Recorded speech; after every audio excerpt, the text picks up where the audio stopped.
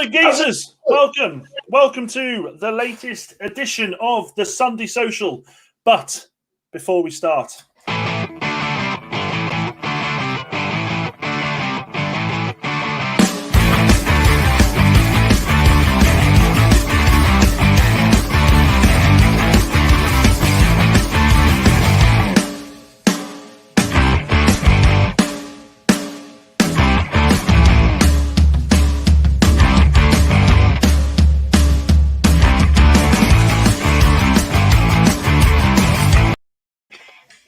another one, guys. Look at that. What the sunglasses. Another fresh intro.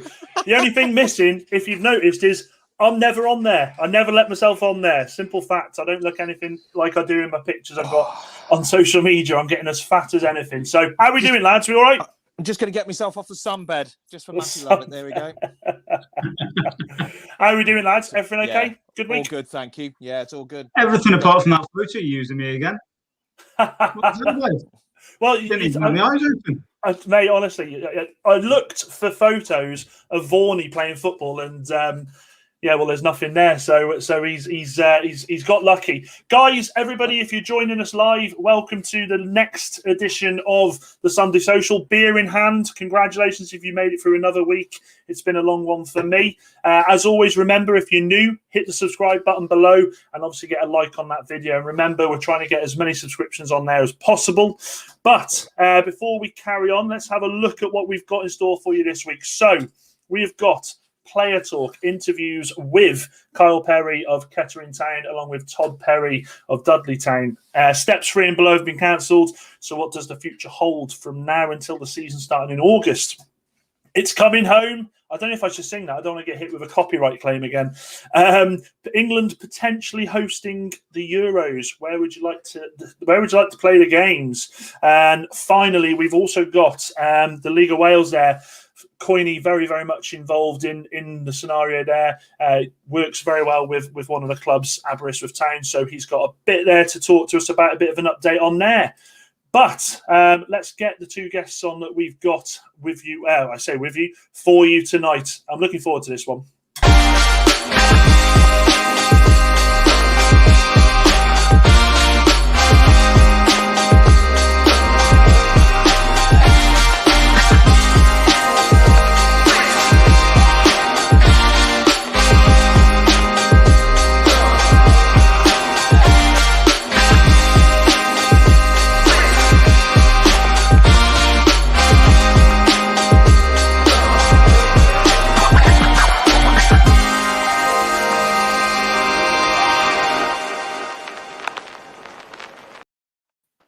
Thought I forgot that goal, didn't you, Todd? How you doing? Todd, Kyle, thanks for coming on, guys. How you both? Very well, thank you. It was nice to reminisce seeing some of them goals then. But I'll probably pull you up. It's more close to 260, 270 what I've scored. Never trust Wikipedia. Never trust Wikipedia. Yeah, never. Thanks for coming on, guys. I thought that was going to be an intro of just Kyle goals and then a picture of me going like this. Thanks for coming on, both. Really appreciate it. Not one Perry, but two. Fantastic stuff. I'll get straight into it, guys. First and foremost, how have you both been with the whole lockdown situation?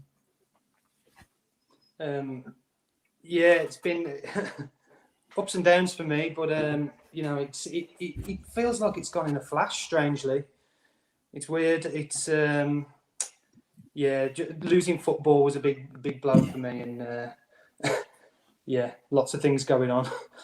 It's one of them ones, isn't it? I think this time, the third time round, has just been. I don't know about you guys. I've struggled mentally, and as you'll see, I've struggled physically. I mean, this here is horrendous. It's horrendous. You look like you've lost some weight, Dan. Do I? Bloody hell, it must be on the hair, mate. Definitely not on the belly. Kyle, listen, mate, really appreciate you coming on. As I said, much apologies for missing out the 260 goals, but it is over 100. It is over 100 technically. Yeah, very well. No, thanks for coming on. So we've got some questions for you now, guys. If you're watching, get your questions in the comments below. We've got these guys for a bit tonight, and then you won't have them again until you go and see them on another podcast. But I hope you don't go watch any other ones. So, with the season now null and void, Kyle, How have you dealt with that decision, mate? How did you deal with it? Oh, where do I start? So for me personally, the journey started in pre-season when I signed for Redditch. I wanted to stay local. I wanted a new challenge.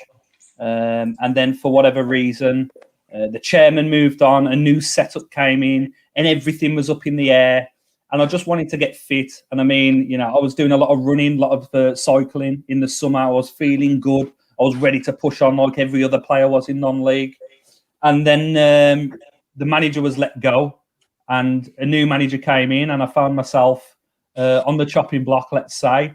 And I was at a stage where I just wanted to play football. So I dropped down to Dudley just to try and enjoy it and play some football. But again, the lockdown happened. It came out of nowhere, and then that football stopped.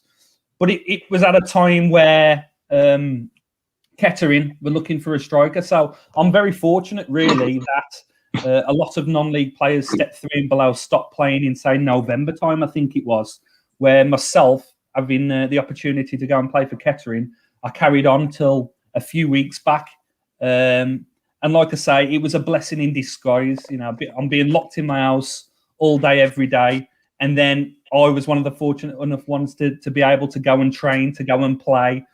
And back at the level, which I made a name for myself, really, the national leagues.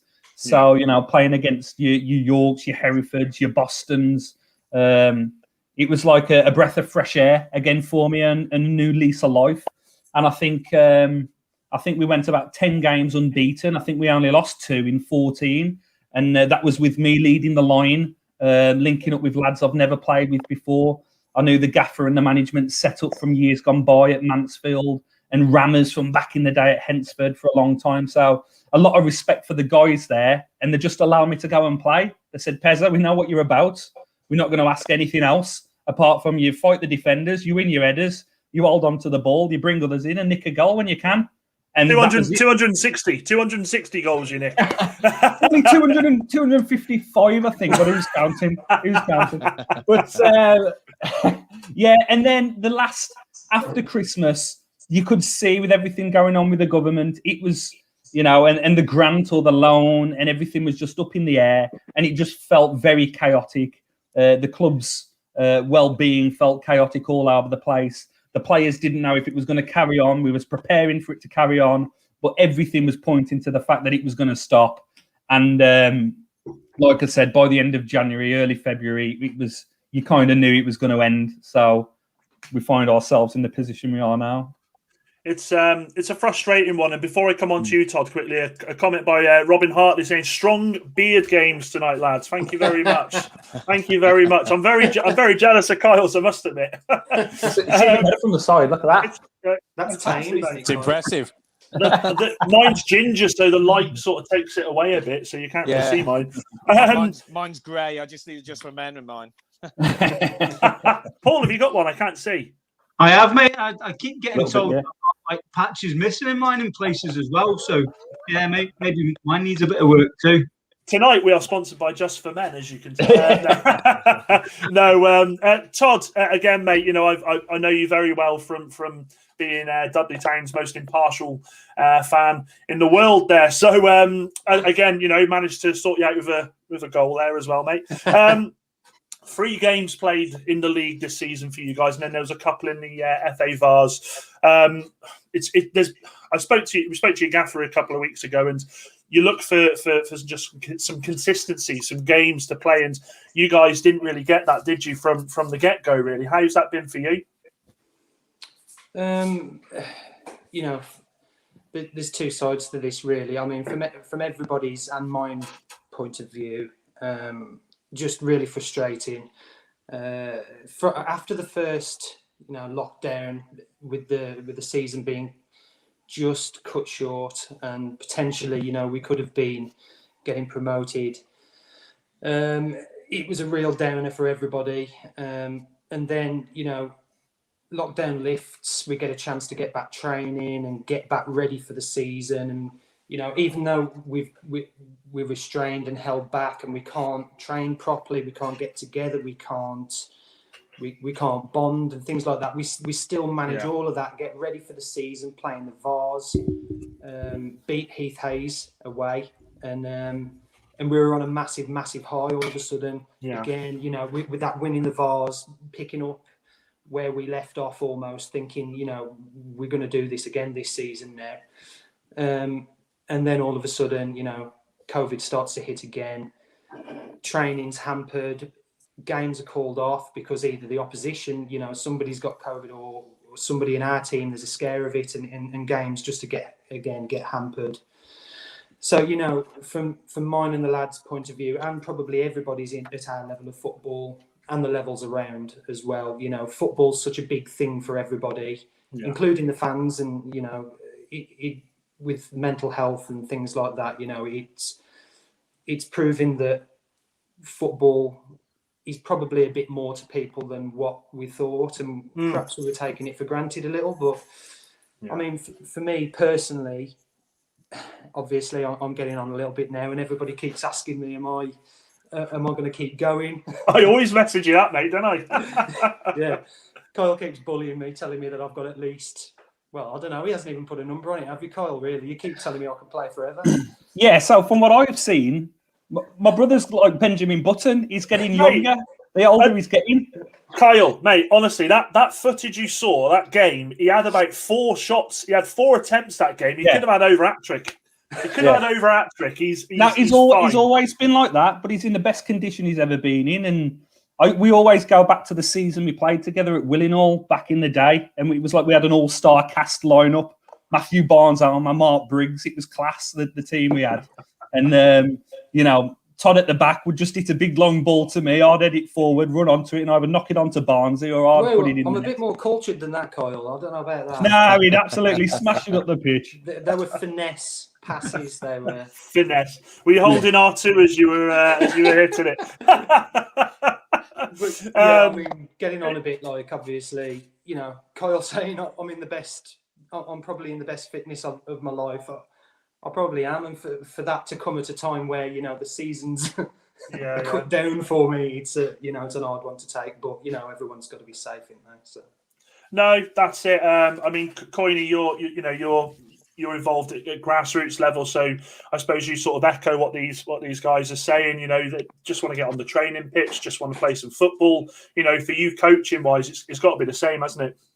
Yeah, I was texting a few of my players earlier, and obviously, like we play a completely different level. We're just, you know, we're a Sunday kick around Sunday league, but I think mentally it applies to any player, any level, even if it's just a 5-a-side on a Monday or Tuesday night.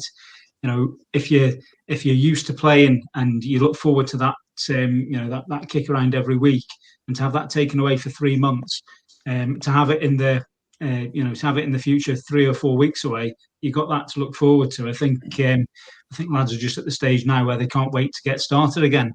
And the lads that I was texting earlier asking me, is it this Thursday we can start training again? To say to one of them just now, I'm really sorry, mate, it's the 29th of March. So, that's ruined his weekend anyway, but it'll soon be here, won't it? It'll soon be here. Well, I go back to Kyle. You know, last season we had the same issue, didn't we? With COVID stopping the season. Do you feel it's different this year to last year, or is there a difference in the way you've sort of applied yourself this time? Is there just, look, it's happened, there's not a lot we can do with it, let's just get ready for it to go again? What's been different for you? Yeah, so it hit late on, didn't it, last season? I was at Stratford playing at Step 3, and it was unheard of, anything like this, pandemic, everything being put to bed, stopping. So it shocked and surprised everybody. And then it kind of was no more. It was nothing. There was more important things at hand. But as you just touched on, the mental health and the well-being, you know, for everyone, I think something what I took from this is the fans. It's such... The football aspect, whether you're a player or the fan, it's such a small part for everybody involved. It's 90 minutes, but it's the get-together beforehand, the initiation song, the beers in the bar afterwards, the text messages throughout the week, the chatting, when fans reach out to you that you can both, you know, you've both got something in common. And I mean, when you cross that line to play 90 minutes, it's blood, sweat, and tears regardless. And I mean, it's been difficult having the fans taken away from you. I mean, for me, when the ref blows that whistle to start a game, whether it's playing League One or Step 6, I'll do everything I can to win a game of football. It doesn't matter whether it's Sunday League or Premier League. A game of football is a game of football. You do what you can to win. But, you know, I was very fortunate enough for the Kettering home fans to at least come to a couple of the games and to feel there's an energy which you can't describe. And like the same as when you score a goal, you can't describe what it is. And to have that taken away and then to be told there's no fans and then to be told that there's no grant and then to be told that it might not, it's just constant, like punching you, hitting your head against the wall, constant negativity. And you're like, oh, come on. It's been tough. It's been tough for clubs. I know some have wanted to carry on and some have wanted to call it null and void. But for me, I've been a football fan all my life, like my brother, like all of you. I want to see these. I don't like seeing clubs die and go by the wayside. It's about longevity. It's just one season. It's just 2 seasons. And it probably will affect players like myself or my brother who's towards the end, or that 16, 17-year-old lad who's on the cusp of pushing on in the game. Yeah. But really, for the livelihood of clubs and communities, you know, each one of our clubs has a community which everything's, like I say, whether it's a drink or whatever, it's based around there. I think that's the most important thing from this, that we can all come through lockdown, that we can all come out this better, and that there's clubs to go back to. Yeah, no, I completely agree, and that's the thing. In fact, actually, that goes towards Vorney, actually. And before I carry on to this, Vorney, Matty Lovett says, loving the shades, Vorney. Hello, Kyle. Message you later. Don't tell Todd. Well, the secret's out there. Question to both. Who was always first to be made to go in goal when you were kids? I reckon it's got to be Kyle, I reckon. It's got to be Kyle. The irony of being a striker. I'd probably agree with that. Yeah, I actually enjoyed going in goal. I think it was my dad who bullied me into playing outfield. I had the Peter Schmeichel goalie jumper. Do you remember that, Todd? That multicoloured Peter Schmeichel jumper. Yeah, it was terrible. It was class. I loved that. But I'd always be running to fetch my brother's balls. So I realised that I had to go in goal. I was always fetching his balls. So close family. Close family. Before we get into that, Vorney, I mean, what Kyle said before about the mental health side of it, you being a fan that, you know, you travel far and wide. For you, I've never actually asked you this. How has it been for you mentally? Because as you say, we have a chat about you going away and we have a laugh about you going to 7,864 games a year. But how's it been for you? Yeah, it's been tough because I suppose, you know, certainly with the England games and that go to, you know, we wouldn't have been thinking that we'd be sat here now sort of 14, 15 months on from the last England game I went to, which was away in Kosovo. And those guys that I travel away with, you know, travel everywhere with them. And I was actually thinking the other day, I haven't seen those guys since then. So it's ridiculous, really. That, you know, that we would meet up regularly. You know, we meet up for England games, and those are coming along at quite regular intervals, whether it's at Wembley or whether it's an away game that we're flying out to. So to actually just think that I haven't seen those guys for 14, 15 months, it was unthinkable. And I think we mentioned this before, that if you'd have said sort of at that point that this was going to happen, and I think Kyle said sort of there, but this time last year, you'd never believe that. Sort of 12 months on, we'd be talking about no football, really, would you? You know, it's just absolutely unbelievable. But yeah, I mean, yeah, the mental sort of side of things. I suppose you've just got to thank your lucky stars that I suppose we all wake up every morning and we're still alive, basically, haven't you? So yeah, quite right. I suppose you've got to look at it that way, haven't you? But yeah, I suppose there are more important things in football at the moment. But from a mental sort of side of things, meeting up with your friends regularly. Yes, that plays a hell of a part within football, doesn't it? Yeah, well, I've only got 2 mates and they're on here, so I'm loving this. I'm only joking. No, I've only got 2. Yeah. Who's Anyway, moving on. Todd, as we said before, and Coyney sort of alluded to it, the whole the stop-startness of it and not being allowed to train, that's been a massive blow. You know, and I've said this about Dudley Town a lot, that brotherhood, and you mentioned it there, you know, keeping together. Now, hopefully, end of March, we're going to be allowed to crack. Well, I say we, I'm not training with you. I'm not going to a bloody Aaron Archer training session, not a chance. But by the end of March, you should be able to be back on the training field. What's the feeling with the lads about that? Are they all sort of ready for that? Yeah, I think, you know, Matty alluded to this as well when you had him on. We've got a fitness group with Dudley Town that all the lads stay in constant contact with. And, you know, everyone's doing their bit to kind of stay sharp and fit enough to get straight back to it. I think the hope was always that, you know, the season was going to pick up and we were going to get to finish it. But I think that was just a pipe dream, really. You know, so the lads, they're all absolutely buzzing for it. Our WhatsApp groups are buzzing on a daily basis. You've got one of the lads the other day said he'd done a run and he was absolutely, well, I'll keep it polite, but he was knackered. Mate, you passed 9 o'clock. Don't worry about it. Yeah, I haven't had enough of my ale yet, so I'll get some more. Yeah, I mean, for myself, like I like my fitness. I like to get, you know, I like to get out on the road running and do my weights and circuit and whatever. Me and Kyle were doing a circuit, you know, the other day. But recently, I was actually hit with COVID. I caught COVID, and I always thought it wasn't going to be, you know, I thought I'd be one of these people that I'd just be able to brush it off.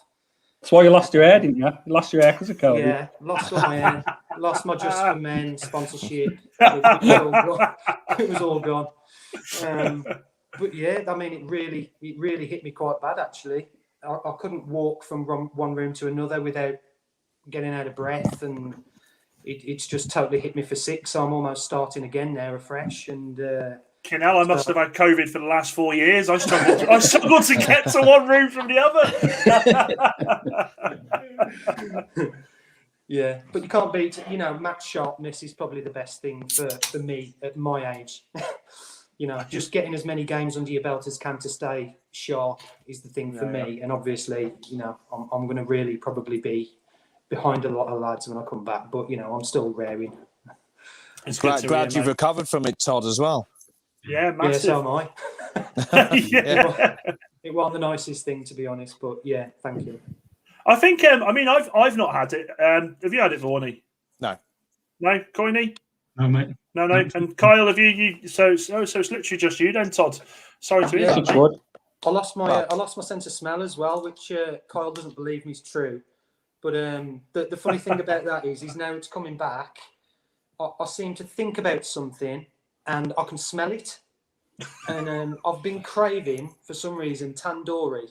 I don't know why. You're not pregnant, are you, Todd?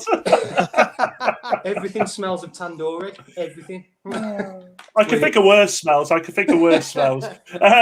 Kyle, I mean, as a striker, you know, obviously you want to be out there doing, and I must say, what you're very, very 255 goals good at doing. So what have you been doing in the way of keeping yourself sharp for training wise? As I touched on, it hasn't really been that long since I've stopped. So I've taken it like the end to a normal season, and it's just letting my body readjust again, like reacclimatise. Like I said, I think I'm about 18 or 19 seasons in now. My first season was at Moor Green when I was 16 on loan from Walsall, and I pushed on from there. So I've been doing it a long time. So really, I kind of need to let my body repair again, being such a big old heavy lad. All my tendons and my Achilles and my knees, I kind of need to let the swelling go down. So, but what I've enjoyed a lot more stretching, and as Todd says, getting outside, doing circuits, keeping 2 meters apart, and all that sort of stuff, getting the fresh air, all that sort of stuff. So, like before this lockdown happened, I was doing a lot of biking. Again, really enjoying my fitness. We're lucky enough to live by Cannock Chase, so it's like 27 acres of beautiful forestry to get out and about. So it's not been that bad, really. We've been blessed. But as you say, getting back to it, I'm at the stage now where I think, everyone's going back in March. I know this now. Everyone's going to want to jump back to it. Yeah. And for me, like I say, I'm that warrior Spartan type mentality where you do everything you can to win a game. Yeah. So I'm thinking I need to pace myself to the start of the season because I know teams blow up, I know players blow up, I know everybody gets early injuries when they try and do too much. So it's going to be one of them battles now for clubs where, there may be a lot of injuries going into the start of next season, say, because everyone's going to be getting back too early and too keen, which isn't a bad thing because, we're finally getting a chance to get out and go about, but you have to weigh it up, I think, now. I think I've been using that excuse for far too long. That's why I've not started. I don't want to pull something, but no, you're completely right. I think that's the issue, isn't it? Players, athletes of all sports, they go in, they go back, they go hard, and sometimes it can just tweak something, and you're out then, aren't you? It's a long road back. I think the difference is as well. Players these days are so much more fitter than they ever have been in the game, whether it's Premier League all the way down to Sunday team, as we've spoke about. Everyone's fit now. Everybody wants to be fit. It's just a cultural thing. Everybody's got a 6-pack or, a 12-pack at step 5, more or less, playing football. And you walk into these dressing rooms and they have to DIY stitch a shirt together for you just to get it to fit you, to run around with the rest of them. Honestly. But so now when they say, keep yourself ticking, it's a given now. Everybody's ticking over, so. Spot on. I'll come back to you, Todd, and then we've got Lewis who's with the AFC Portchester fans group that will be coming in shortly as well. So he is waiting. I don't want him to think we're ignoring him. I can see him smiling, so we're okay. Todd, now with regards to last season, Dudley Town, as we all know, they really, really had such a good season. I don't think you were expecting to be where you were at one point. You just took every game as it come. The consistency followed, and you were grinding result after result after result. Then the season obviously gets null and voided. There's that sense of robbed a little bit. This season we come back 3 games, that gets stopped again. Mentality-wise, with the lads, are they still of the opinion we're going for promotion? When we get back, we're going to go again, and we're gonna hit the ground running. How is it there? I think not just because we had a good run. I think just naturally the way our group of lads are, we're all just natural born winners, and. Yeah. Everybody spurs everybody on continually. Everybody's so supportive of each other. There's a lot of love in our dressing room. Matty touched on it as well. There's a real bond between all of our lads. And, when it comes to being ruthless and wanting to win, we've all got that deadly focus as soon as we walk out onto that pitch. And again, Matt and Azza and FAJ as well, they all drill that into us as well. Every training session, there's a time where we need to click our fingers, and then we've got to be on it. And if we're not, then Matt or Azza, they'll get into us and make us work harder. Yeah, I've seen it. just naturally, we know when we've got to click the finger and get back to it. And I think when we do get back, I think that'll just be an automatic reaction from the lads because. We want to win, and we've had a taste of what could have been. Yeah. And I think we want to finish the job. Yeah. And it'd be nice to say that we're promotion contenders, but like you say, perhaps it did come out of the blue a little bit that we, did so well. But I think that focus will be there, and naturally, I think we'll just step straight back into it when we come back, hopefully. There's been a few unfortunate things happen, for this season for a couple of the lads. Our skipper, Mitch, he picked up a red card before the end of last season, and he hasn't actually been able to play. So he hasn't played a proper game. Oh, God knows how long it is now. It's got to be coming up to a year. Jesus Christ. He's a character, he is, isn't he? He absolutely loves... I'll tell you what, he's one of them players. I know when I've watched your team play, if you're the opposition, you hate him, don't you? You just despise him. But if he plays for you, well, so. I was going to say you love him, but fair enough. No, fair enough. It's good to hear, and I echo that. I think you'll be raring to go, knowing the boys as they are. Before we come on to another question, Carl, I've got to bring him in because he's been sat there for 10 minutes. Bless him. I can see him sort of sat there getting ready. So I'm going to bring in Lewis. Here he is. Hey, Lewis, how you doing, mate? You're right, chaps. How you doing? I have to say, Kyle, are you on the Yazoo tonight? I've got big respect to that. It's actually full of Russian vodka. Yeah. I've been sat there jealous. I'm like, is that the secret to being a target man? I need some. Yeah, makes your bones thick. Yeah, that's good. good. Growth hormones in it, Scott. Thanks for coming on, Lewis. We'll. We've got a bit to talk about with you shortly. I thought actually you're a Redditch fan, aren't you? Yeah. So, in terms of where I grew up, like Redditch is where I grew up until I moved down to Portsmouth way. So I've probably followed Redditch like most of the time, about 2008 to 2012, 13, and then moved down here. And I probably last time I went to the Valley for a game was maybe about a year ago. So I wouldn't have seen Kyle. I've seen Kyle play. I think you might have scored, Kyle, for Stratford against us in February, and I was at that game. He scored 255 goals, mate. He's definitely going to have scored at some point. I think it was him. We were in the dumps last season when we were down the bottom at the Southern Prem. We got saved by all the COVID stuff. Did you go to that game? Did you? Yeah. So one of the last games, wasn't it?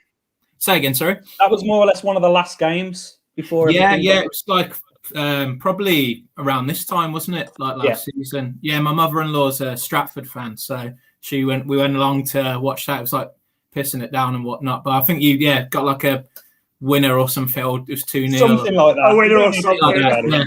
Yeah. You came on, got the Yazoo down you and like smashed it in. Oh, dear me. Or the Russian vodka, bitter. maybe. Russian vodka. No, but I will say Redditch, they've got a great setup there now. New chairman, Dave Faulkner. The club in the next 5 years, they'll be going from strength to strength without a shadow of a doubt. They've got a great setup down there. So it's going to be really good and key to the community in the area now, that is. Yeah, I'm only seeing positive things. I haven't spoken to Dave myself, but I'd like to get down there and have a check. All the things they're doing, it all looks like just another level, really. So all exciting times. They have big plans and big dreams. A lot of them do. Definitely. Spot on. In fact, Kyle, actually, with the season finishing prematurely, I'm obviously not trying to take you out here because you might still be under contract, so I don't want to say a word. But what I'm saying is, what is your plan now going forward? Is it very much stay with Kettering Town, unfinished business there, or it's going to be very much like the last 8 or 9 years, which has been, at the level I've been at now, it's non-contract terms. Everything I suffered or had when I was pro. When I become a dad at 26, I decided I just wanted to, if the shit hit the fan, I can just go on, have a clear conscience, clear mind and go elsewhere. So at the minute, who knows? If you follow my career the last few years, I've had about 37 clubs. I'm not going to. I wasn't. Do you know what? I was going to put played for, and I'm so glad I bloody didn't, because Wikipedia, Wikipedia can fuck off now, as far as I'm concerned. It's bollocks to it. Bollocks. He's an arse. Wikipedia is. But like I said, it's got some great people down at Kettering. Honestly, I can't sing its praises enough either. But it was circumstantial. So I work in Tamworth. I live in Cannock. I was able to stay at home, which means I was able to jump up the motorway with no traffic and get to Kettering. So, it all kind of fell into place. It's not close. Would I turn it down against Step 3? I doubt it. It's a great level and there's some massive teams there. Yeah. And I can still compete, really. And like I say, I've been looking after myself and I want to get to the stage of my brother and go backwards, have that injection where you're getting younger and who knows? In fact, actually, go on, Vonnie. I was going to say they're a big club as well, aren't they, Carl? Kettering, non-league terms, they're a big name to play for, really, aren't they? Yeah, they've got a rich heritage. And like most, in recent years, they've suffered. I think they had financial trouble and they fell down the leagues. And with the fan base and the people that had at the club, being able to bring them back up to the level they are now. And it's just it just shows this situation why clubs voted to null and void because you need fans. Why take on a loan with no way to pay it back? It doesn't make any sense. Why would you do it? You wouldn't do it in any sort of business. And without generating any money with fans, you're just losing. And I mean, it's still costing clubs now. Players are on contract and electricity and whatnot costs. So, as I say, it kind of makes sense to hit the refresh, restart button for next season. Everyone's going to be eager. Everyone's going to be ready to go back. There's a few little cheeky rumours about these, tournaments in the summer. Get everybody excited again. So, yeah, I mean, I don't know if Coyney and Vaughan have got anything before I ask this question, but for me personally, you spoke about it there. You played at Willenhall together. Will we see you playing in the same team together before one of you retires? We've tried. Doesn't work. Kyle.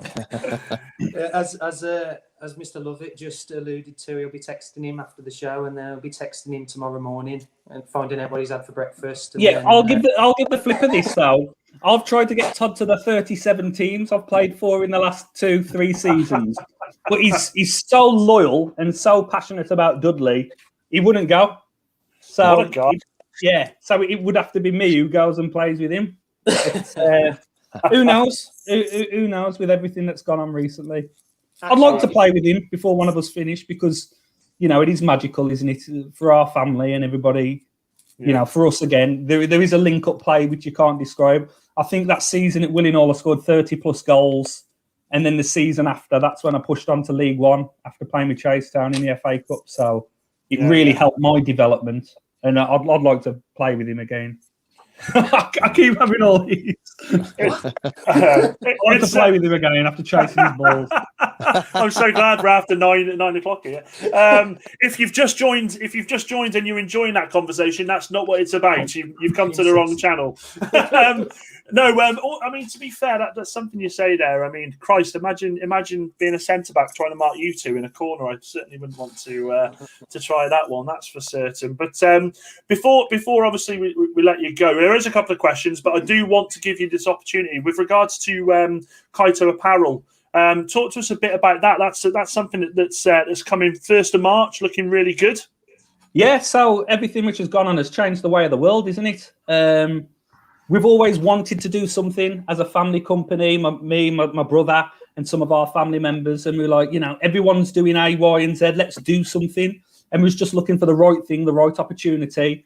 And again, timing. So I turn 35 next week and I get a little bit of money from the PFA. Todd was unfortunately made redundant and my dad just retired. Oh. So we had a little pot of cash. And we was like, with our skill set, what can we do? So we created Kaito Apparel. We print workwear, T-shirts, jumpers, hoodies, fleeces, jackets, and then the nostalgic market online on Amazon and eBay. And we did some forecasts, and it's already looking very promising. We're going to be very busy for the next few months, and pushing on now. We need to have something else now. Football's coming to an end in the next 10 to 15 years. 10 to 15 years. 10 to 15 years. Christ, I think it's been about 10 to 15 years since I've completed a bloody season at Sunday League, so I think you're doing all right. No, lads. I honestly think it's brilliant. And do you know something? I think what you're doing there, it's the most smartest thing to do, isn't it? At the end of the day, football doesn't go on forever, sadly, for players. No. It's just having that bit to go on to. I'd like to point out, ladies and gentlemen, that Kaito Apparel do sponsor this show, and you will start seeing some merchandise very, very soon.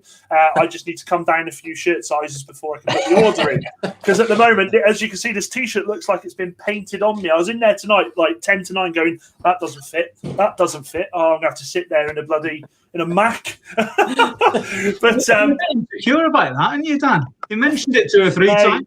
It's horrendous. Honestly, it's horrendous. It's getting worse. It's getting worse. Lightweight across the front as well, Kyle, if you supply that as well. No, but lads, we need you modelling it after the 21st of June, Dan. So that's your target. Kaito Apparel, the big shoot. I've got to walk. You've not seen these hips on the dance floor, Lewis. Paul has. He'll definitely testify that I can move for a larger gentleman. I can tell you that. What sort of a nightclub was that?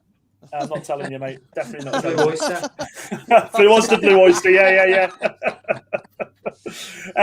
With regards to just a couple of points here, Robin Hartley says, "Can you see some clubs eventually merging, so not having to fold?"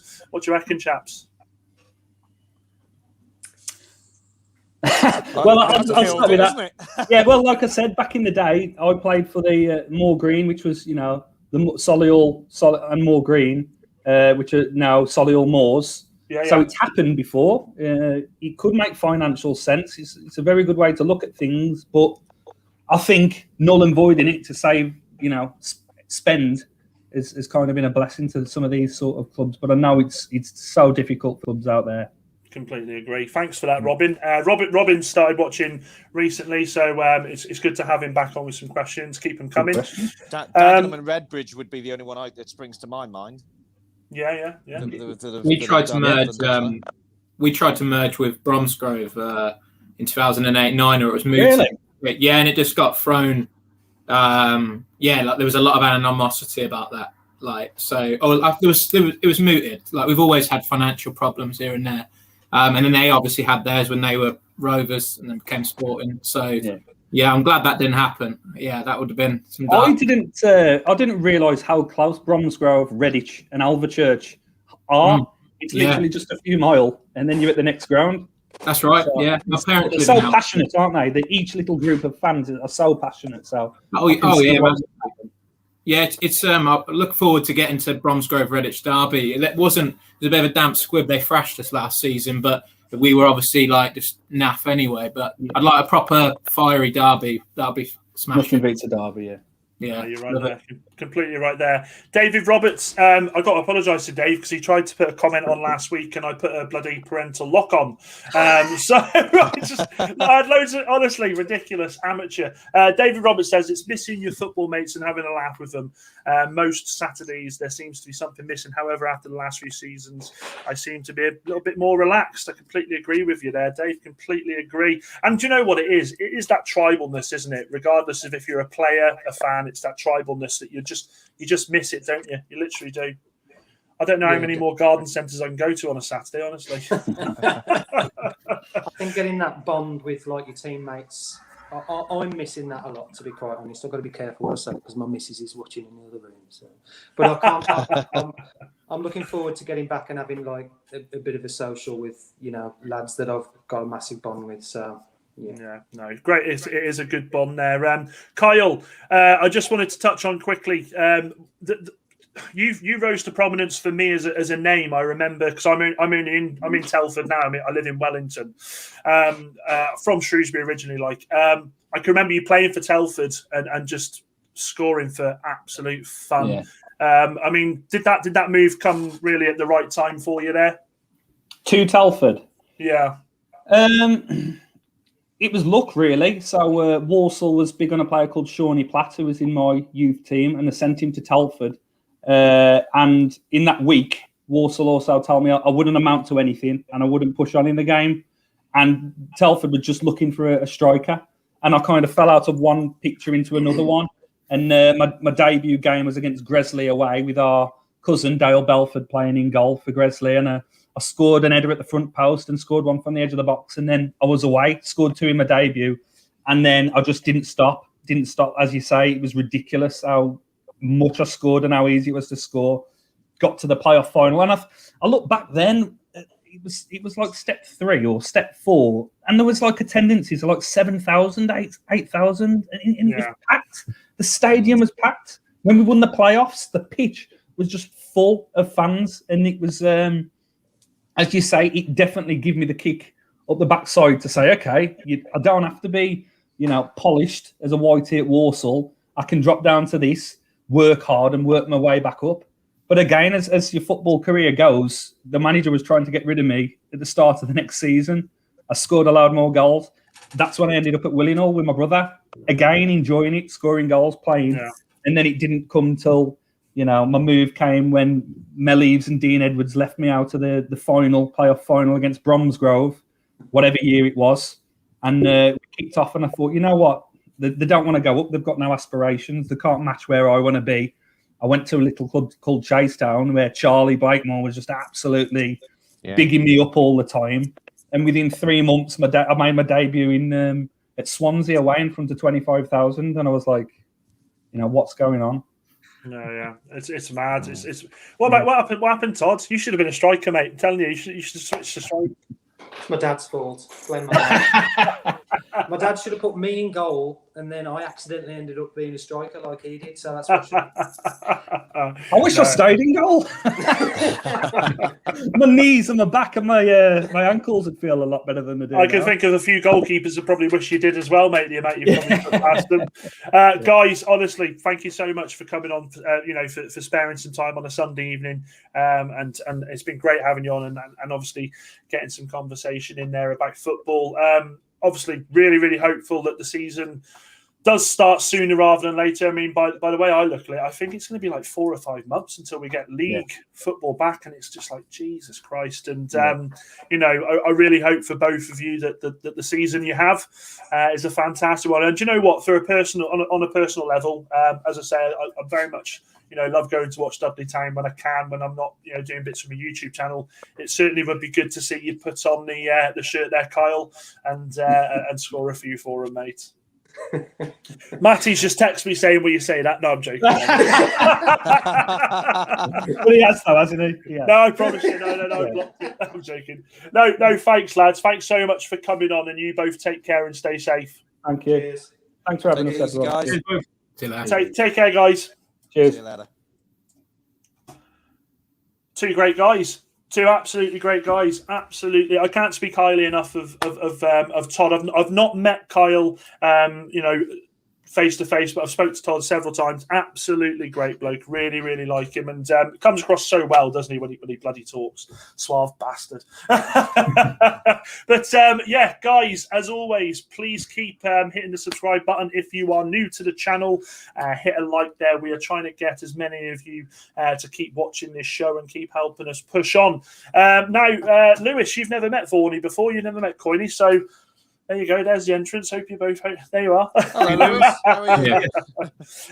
Listen. I mean, the next bit of the show that we're talking about, I thought it best to bring Lewis on. Lewis is heavily involved down there with AFC Portchester. Have you had a haircut, Lewis?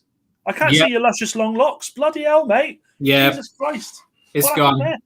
It's gone. About just end of December, I just thought, because when I initially first started growing it out. Like I had a number 2 on the side, so it was all uneven and whatnot. So I just thought, let's start again. So I went in the bathroom, shaved it totally. I went like skinhead. I looked like 11 out of Stranger Things. You look like Vorney.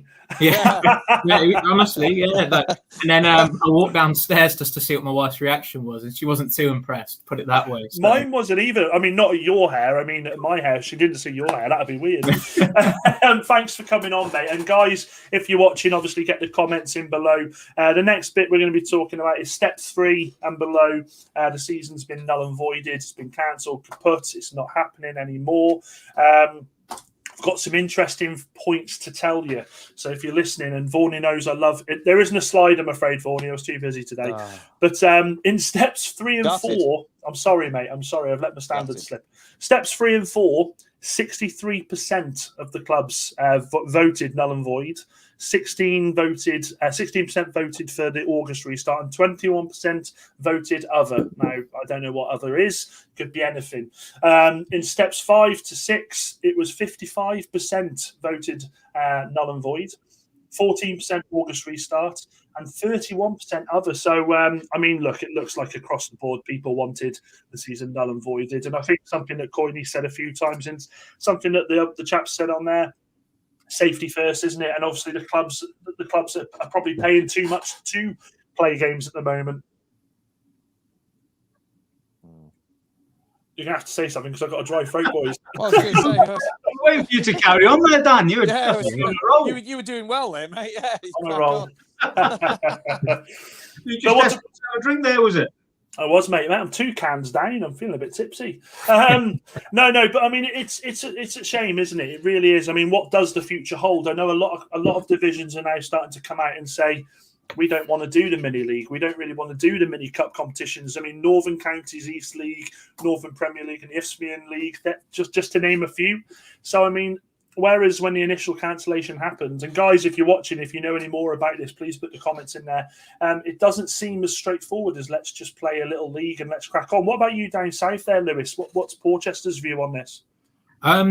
Yeah, as a club, we would definitely be interested in playing some form of tournament, as they've suggested. I mean, with what's been mooted, I'm dubbing it like Wessex Fest. Like, let's have a big festival of football with all the Wessex clubs around that time. And there's, I don't know anything too concrete, but there's been rumours where you'd almost have like a World Cup format where you'd have regional groups. So for those people who know in the south, like Porchester's right next to Portsmouth, so you'd have like your Farehams, your Baffins, Horndean, they would all be grouped together in like a kind of Portsmouth group. Then you'd have like the Isle of Wight. They've got 3 teams within the Wessex system there. There maybe might be an invitation to some other teams that are in like the Hampshire level or Isle of Wight leagues, just to make up the numbers, but probably be like a 32 strong tournament and then do something along those lines. But it's all mooted, but I think there is interest in it. I mean, personally, with obviously Porchester, we've just had a change of manager. And I think the interest is obviously with us already having a squad. I think the manager would be quite interested in looking at the current set of players he's got and playing them in some form. And I think even if there isn't a tournament, I think there'll be, not just Porchester, there'll be many clubs wanting to participate in friendlies. I mean, we've got Fareham and United Services Portsmouth who are still in the FA Vars in our area. I think Fareham have got a difficult game at I think it's Fareham or US Port, so I get confused who's got who, but one of them's got Plymouth Parkway. I think it's Fareham, Lewis, isn't it? I think. It's Fareham, is it? Yeah. Yeah. So, our local rivals, but, all the best to them in terms of that. It's a huge game for them, but they're going to want to play some form of football to keep themselves fit and ready for those games when they come in, because otherwise you're just going into it with no training. So, I definitely think there's an interest down here, and it surprised me, as you've said, that I saw the tweet before coming on here, the Northern Premier League aren't interested. For me personally, I think economically, if it depends, I guess, if fans are allowed in at that point, why wouldn't you? Because you're going to be getting money in the coffers. But I'm sure there's more to it than that, obviously. It's something you touched on there. The FA Vars is that's still going on.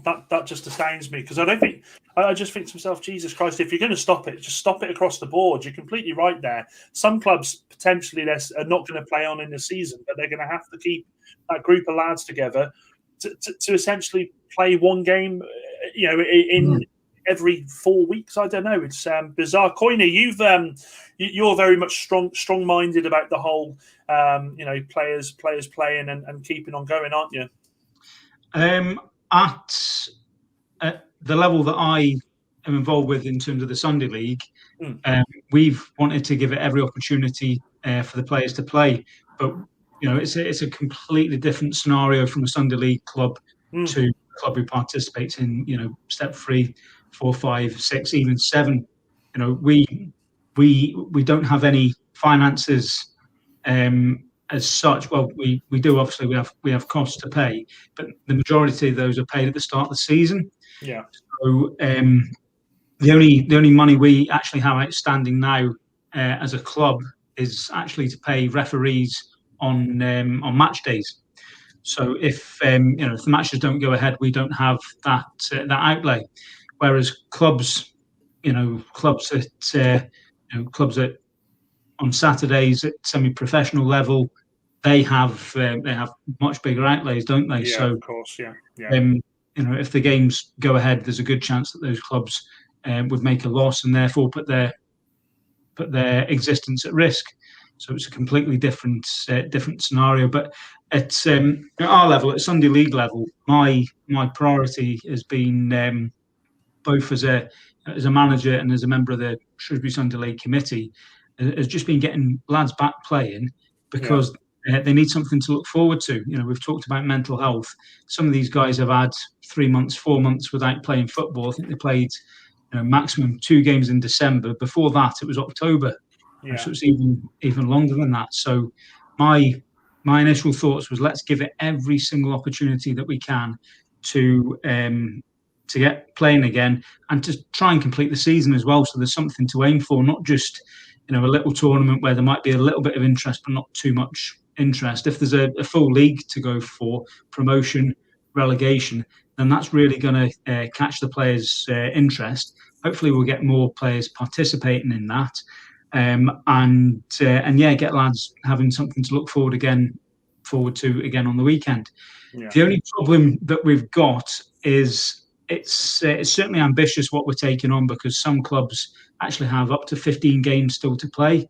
It's the Sunday league, so we can only play on Sundays. So we're trying to incorporate Thursday nights as well into the schedule.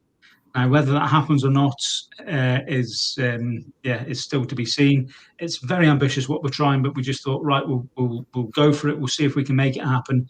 We've got until the end of June. On most cases, I know some of the local council are saying you can't use some pitches after May, which isn't particularly helpful. But overall, we've got until the end of June to try and complete the fixtures. So, yeah, we're going for it, and we'll see what happens. Fingers crossed. Fingers crossed, indeed. Vorney, I mean, we spoke about this a little bit on the phone today, and it's almost, and Lewis alluded to it there, and I don't know if the people who are watching can sort of back this up as well. It's when are fans actually allowed back? I mean, we know the elite side of it, we know when they're, but when are fans actually allowed back to go and watch football at a non-elite status? I just don't understand it. Maybe we can keep an eye out on and see what our Lord and Saviour Ollie Bayliss says in the coming weeks. But it's interesting, because it is, honestly, Lewis. Do you know what? I message him every day, and I think he thinks I'm stalking him at the moment. But when is football going to be allowed for the fans? That's the main thing, because as it stands, I really may sound silly saying this, but I can see loads of people just turning up to watch Sunday League. Honestly, I really can. People just wanting to watch football. I'm going to come and watch Boars when you guys are back playing Coyney. I'm going to come back and get my camera out there. And, welcome, mate. But do you know what I mean? I just want to watch football. Vorney, when do you reckon we'll be going back? Well, I think we've all made a presumption, haven't we, that from March the 29th, grassroots football and everything potentially could come back if it wants to. Obviously, we've seen that some leagues have pulled. Well, most leagues have pulled their league fixtures, haven't they? And we're talking about sort of like little mini tournaments. I think I've made the presumption. I think a few of the clubs have probably made presumptions that the fans are going to be allowed back, but DCMS haven't actually said that yet, have they? So, that's a little bit of a tricky one, because I suppose without fans, and there's no point starting again. Probably, Lewis will probably back me up on this with clubs like Portchester. That's the whole idea of having that sort of like little sort of Wessex sort of World Cup sort of tournament that you're talking about, is to have fans back in and have people paying through the turnstiles again. So no point really. And I think we've all sort of made a presumption that is what's going to happen, but they haven't actually confirmed that yet. And really, until that's confirmed, then we're all sort of back to square one a little bit, aren't we? No, I agree. Coyney, I reckon, mate, for the final few games of Boars, you want to get in touch with Kyle Perry, mate.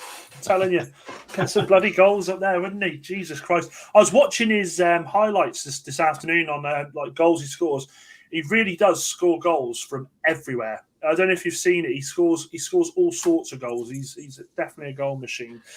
David Roberts says, didn't it happen earlier in the season? Barrow at home on the TV and behind the ground was another game with fans in. I think it did. And I think the problem you've got, Dave, and I completely agree, is they can shut the gates at grounds, but people are outside the fences still watching, aren't they? And I go back to the game in the FA Cup, Marine against Spurs. They were all there, weren't they? They were all there watching. So, I don't know.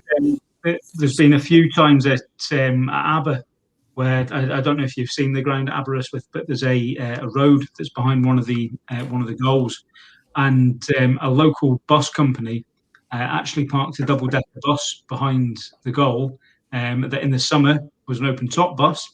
Then when the colder nights came in, it was a proper double-decker bus with a roof, and there were a few people on the bus watching the game for free, which was a genius idea, to be honest. I've heard illegal. Mentioned they're going to get a cherry picker Like, there's a Western fan who I speak to. He got some ladders to go watch their FA Cup game at Eastleigh, and he thought if that fails, because he's never missed a Western game, if he can't get a ladder at one ground, he's like, "Oh, I'm going to go pay and get a cherry picker. I'm not missing the game." He hasn't missed a game in 30 years. So, yeah. Up at Tool Station saying, "Yeah, can I have a tool? I need a cherry picker." What sort of job is it? That's none of your business, mate. Say what, Bonnie, it's a shame that we're Shrewsbury still aren't at the Gay Meadow, isn't it? Because the trees behind the Wakeman end, people used to climb up those trees and look into the ground, so that could have been possible. There's ways and means, isn't there? There's ways and means. Yeah, absolutely. It's a bit impossible to do it at the new stadium, isn't it? Unfortunately, it is. I'd say so. You can get on the roof of Lidl. I suppose you could. Yeah, good luck with that. Yeah. I'll leave that one to you, Don. You can try that on Tuesday night. I'm scared of heights, mate. So am I. I'm not good at heights, so you wouldn't get me up there. I think what you've just said there, sort of, Dan, really, with with fans coming back in. I think down to step 7, a lot of the grounds at that level are sort of park pitches with a rail round anyway. So it would be quite difficult to stop people watching football at that sort of level. Yeah, no, I completely agree. It's in the words of Ian Malcolm from Jurassic Park, life finds a way, and I think football fans will always find a way somehow, won't they? Okay, next topic. Now, do you know what? I really wanted to do like a bit of an intro for this, but I'm so terrified again, hit the copyright. I decided against it, but it's been leaking through bits and pieces the last couple of weeks. I mean, Vorney heard about this a while ago, so he knows a bit more than me. But it's been leaking through that England could potentially be about to host Euro 2021 due to the fact of travel restrictions. I think people are terrified of sending players to certain countries and there being another outbreak. So, first and foremost, I think that would be absolutely fantastic to have a tournament in England. And me and Coyney spoke on the phone yesterday, and Coyney was bang to rights with what he said when he said that we could host it tomorrow. We really could host it tomorrow. We've got some phenomenal stadiums in this country. Years, Dan, going back to the World Cup bid in 2010, it was 2010, wasn't it, for the 2018 World Cup? Yeah. 2018. Even back then, I said England could host the World Cup tomorrow. We've got that many decent modern stadiums that you could facilitate a tournament of that size at any point. With the fact that the attendances are not going to be up to full capacity, it also then brings in some other stadiums that may in normal times have not had the opportunity to actually host a game, and I'm sure we'll come on to talk about a few of those. Do you know what? I always remember when we were sort of touted that we might be getting the 2018 World Cup. I remember the Shropshire Star, local paper to Shropshire, believe it or not, we're sort of saying that Brazil were already looking at Shrewsbury Town's stadium as their training complex, and this, that, and the other. And you got all these stories, and it was like, oh my God, just imagine if it happened. And I think like you said, Coyney, it could, if Qatar couldn't host a tournament, we'd be able to do it. If any country, it's just the way England are. We've got some world-class stadiums. Now, before I go on to the Robin Hartley Spain versus Sweden at Accrington, please. Absolute scenes if that happens, Robin. I can tell you that. So we had a bit of a chat in our WhatsApp group, and we come up with some stadiums. I asked you guys to pick some, so we'll go through them now. With obviously Wembley being a given, we went for 10. Now, guys, in the comments, please get your comments in and let us know what stadiums you would like to see if yours doesn't come up. But we've gone 4, and I'll bring the first one up. The first one being St James's Park. I think, Christ almighty, that's ready and raring to go. What a stadium! Let me get that in there full. What a stadium that is. Holds over. Is it over 50,000 lads? I think it holds. Easily. Yeah, easily. So St James's Park, without a doubt, for me, has to go down as one. Any objections with that, lads? Not at all. Nope. Spot on. Then we come up with, and I think this was yours, Coyney. Bristol City, Ashton Gate. I like this stadium. This one, I put this one forward, Dan, because a few reasons. I think if this was normal times, and you could have full capacity, that would probably rule this stadium out. But I think the maximum capacity that you're likely to have is about 10,000. So this one holds 27,000. It's a modern stadium that's been renovated, I think, if not completely over the last few years, then 3 stands. Access is pretty decent, if I remember correctly, when we went in the FA Cup last season. The other thing is as well, you need to obviously spread the tournament around the whole country itself, unless you chose just to host it in London, which also I think could be possible. I think there's 10 stadiums within London itself that could actually host the tournament, but you do need to spread it around the country otherwise. And Bristol's in an area where, unless you take it into Wales as well and you use the stadiums in Cardiff, Bristol's in an area on its own where there's not really any other stadiums that could qualify. Argument for Plymouth, perhaps. I think that's about 20,000. But again, in terms of access, it takes an extra 2.5 hours to get to Plymouth from Bristol. So that's the reason why I chose that. I think you're only hour and a half, 2 hours away from London and Bristol as well. Yeah. Well, it's not like Russia when you were like 7, 8 hours away from some of the bloody places, weren't you? Again, that's right. isn't it? Yeah, quite right. Vorney, talk us through your decision here, mate. Sunderland, Stadium of Light. Sunderland's hosted England games in the past. I think it's had 2 or 3 games up there. I suppose like what Coyney's saying there. I mean, Bristol, I think in normal circumstances, would be sort of chosen as sort of West Country, because they do geographically like to have the different sort of locations around the country. So really in the northeast, you'd have Newcastle, Sunderland, and that would be it really, to be quite honest. So it's a massive sort of stadium. It's a hotbed of football up there. And Coyney, well, he was up there last season when I was up there with Shrewsbury, and it's a fantastic stadium, isn't it? And like I say, it's hosted international football anyway. So yeah, quite right. In fact, did we beat Spain at the stadium? No, was it Spain? We played Belgium, Australia, Turkey. Might be. Yeah, when Beckham was it's three kissing three games we've played there. I think I've been there 3 times with England. That was it. And then we went with and Lewis. This was your choice, mate. And do you know what? This one has to be a given. Villa Park. Absolutely love that stadium. Absolutely love that stadium. I don't think I think the Midlands are blessed with a super one there. Absolutely, it's just a great football ground, isn't it? That's a proper football stadium, that one, isn't it? Yeah, massively. Classic football stadium, that one. Keeps all of its character, doesn't it? Villa Park. Yeah, I think the one stand with the character when you're walking up to it, and I think obviously bias being a Midlander, but I think it's kind of that kind of ground where it's still got that old feel to it, but it's probably modern enough to be able to handle things like a European tournament or international tournament. And the fact that Birmingham's transport hub has just improved so much more, like the New Street Station is just modern and it's in the middle of the country. It just seemed like a no-brainer, really. Yeah, no, completely agree. That's definitely just like this one's a no-brainer. Oh, look at her! Absolutely stunning. Absolutely stunning.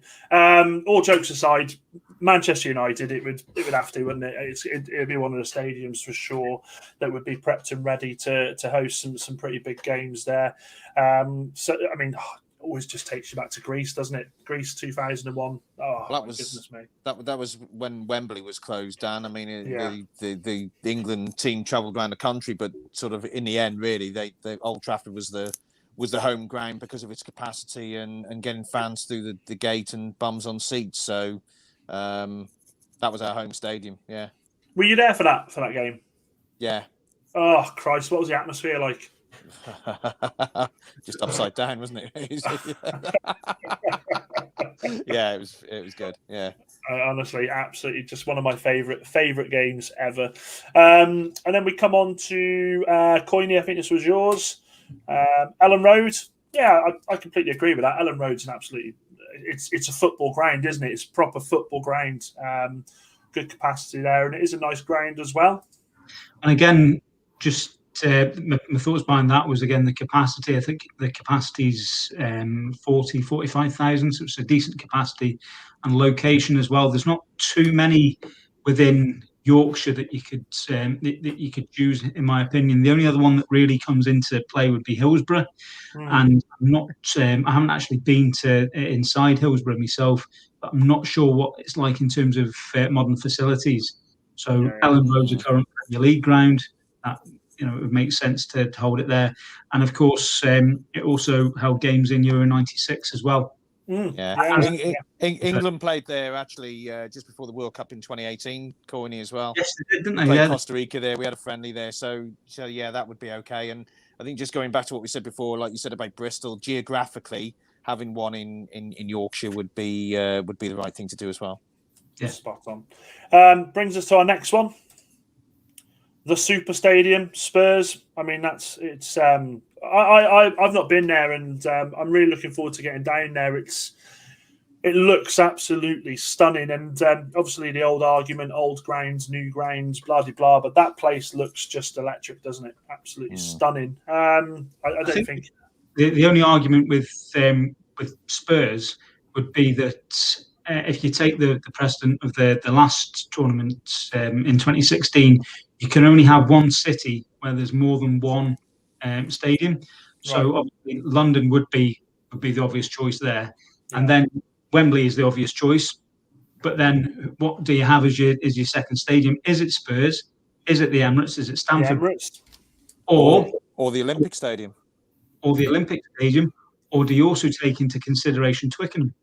I know it's not a football stadium, but it holds over 80,000. So does that come into people's thoughts as well there? Well, David Roberts has said North East, Newcastle, Sunderland and Middlesbrough, and then the Midlands, Wolves, West Brom and Villa. Do you know what? We haven't actually... I didn't think about Molineux. That's not a bad shout, actually. Molineux's synonymous with football in England, isn't it?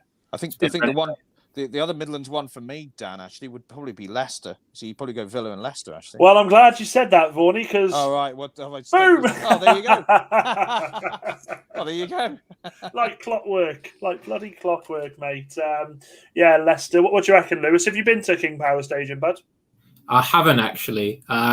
We were supposed to go to a wedding once, but then we worked out we couldn't go to the King Power on the way there. And we were feeling a bit under the weather, so it wasn't our closest friends, so we didn't end up going, which is what, I hope they're not watching, mate. So just keep that quiet. Yeah, they won't be watching, so it's all right. But What do you mean they won't be watching? Long lost friends. But yeah, no, I haven't been. But yeah, I'd love to go, definitely. I mean, in terms of character, I guess I don't know if you guys have been. It does look like was one of those bowl style ones like St Mary's and places like that. But I know that, when the Leicester fans were getting behind the team when they won the league, and I think it was the University of Leicester recorded like a mini earthquake when Ijoa scored against Norwich to win them a game. So I'm sure there's a lot of passionate fans there. Yeah, I went there to watch Tyne knock them out in the Carling Cup. I think they knocked them out. I was there for that. Right. Yeah. Andy Mangan. That was it, yeah. Andy Mangan, yeah. I think Pearson was in charge, wasn't he? Of it would have been, yeah. And Riyad Mahrez started for him as well.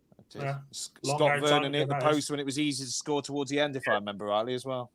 Yes, he did. And then obviously, before we go on to Wembley, I've chosen, as much as it's boo hiss, I don't like them, but I mean, you can't, can you? You can't host a tournament and not have Anfield there. That place is just it's incredible.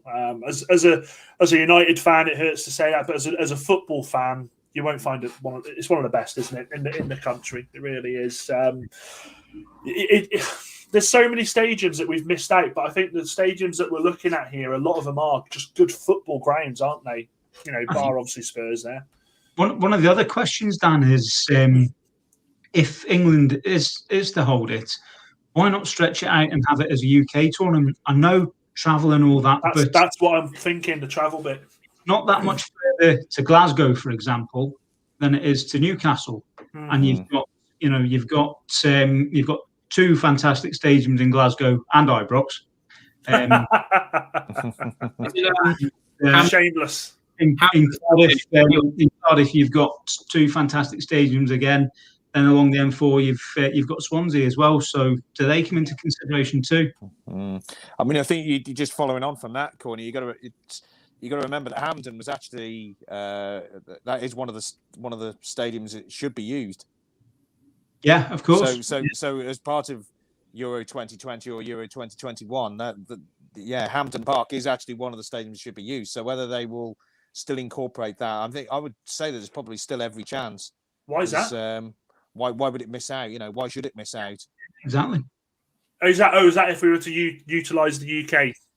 Well, no, because it's one of the stadiums that should be used. It's actually part. It was actually part of Euro 2020. So of the right, I see what you mean now. Yeah. Sorry, Hampden Park was one of them because with Scotland being in our group, it was going to be. I suppose toss of a coin as to whether that game would actually be played at Hampden Park or at Wembley. As it is, it is at Wembley, but the rest of Scotland's games should be at Hampden Park. Now, I'll actually backtrack here a bit. I think I don't know if you've been to Hampden, Voney, or I'm sure you will have done. But I think the general opinion in Scotland and in Glasgow on that stadium is that it's not as good an experience as Celtic Park or as Ibrox. So so obviously it's the stadium, isn't it? But I think for intensity, probably not. I've seen England that play at Celtic Park against Scotland, and actually, it's a more intense. I think more to do with you're a bit further back from the pitch, and I think the actual rise on the stadium is quite shallow almost. So the atmosphere isn't. It is, albeit I suppose actually just thinking about it, I was up there for the England-Scotland game. Last one I went up to was sort of 3 years ago when we drew 2-2 and we scored that last-minute Kane equaliser. But the two goals that Scotland scored, the Lee Griffiths free kicks. Oh, you have to say that as a Scottish fan just joined as well. much as it pains me to say, that was actually probably two of the best jump arounds I think I've ever seen another team having. It was absolutely immense. Their equaliser was very loud. Their second goal went 2-1 up. Fuck me. Excuse my French. It was impressive. It was impressive, and that's saying it with me English head, and I don't really want to give him any credit, but there you go. Well, good evening to Doug, the Dugout Football Channel. Doug's a Scotland fan, so I'm sure he would have absolutely loved that game. It was, I remember watching it. I was livid because the free kicks were just stupendous, weren't they? I think that was the end of Joe Hart for England, actually, wasn't it? It was. I mean, as good as the two free kicks were, Joe Hart. It was quite strange actually because we were behind it in the away end. The first one, the way he'd lined the wall up. Thought, anyway, Griffiths bent it the one way, didn't he? And he thought, well, Hart didn't get anywhere near it. And about two minutes later, Scotland get the free kick, and he lines it up the other way. And you think, well, Griffiths is just going to bend this into the opposite corner.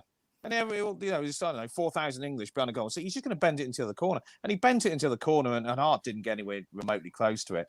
And the Scottish fans that were just to our left, there was one guy. His eyes were like snooker balls. I thought they were just going to pop out of his head. It was it was immense. Doug says that game was so full of emotions. It was the last time I was allowed to watch. It was the last time I was allowed to watch football downstairs in the front room. After that game, I was banished out of the room. What about you, Lewis? What in terms of intensity? You mean at Hampden? Yeah. Yeah, I think I haven't been fortunate enough to go to those three, like in Scotland. Yeah, I'd love to. Like one of my best mates is a Celtic fan, so I'm hoping to ride with him. But yeah, I can see the point with the kind of just the design of like Hampden compared to Celtic Park and clubs like that. A bit similar, I guess, to your stadiums, like we said about Villa Park. Just the kind of way it's still enclosed, and you feel like you're on top of the pitch a little bit more. Just the noise and atmosphere is going to be a little bit more electric, maybe, or at least it's going to echo around the stadium better. That's one thing. I'm just seeing if I can bring Doug in quickly. I think it's probably fair to have a Scottish fan's opinion of that game, because I know that Vaughan's very, very passionate following England. I don't know if you've seen it, Doug. I've sent you a link, mate. You're more than welcome to join. By the way, I tell you what a bloody shame that there's not going to be a full house for Scotland England in June. That's, Mate, honestly, I completely agree. Jokes aside. That date, the 21st, coming 3 days after that game, they've obviously taken it into consideration as well, haven't they? Oh, yeah, massive. For mixing in pubs and that as well. I mean, the pubs are anyway, but they couldn't have been more obvious, the government, could they?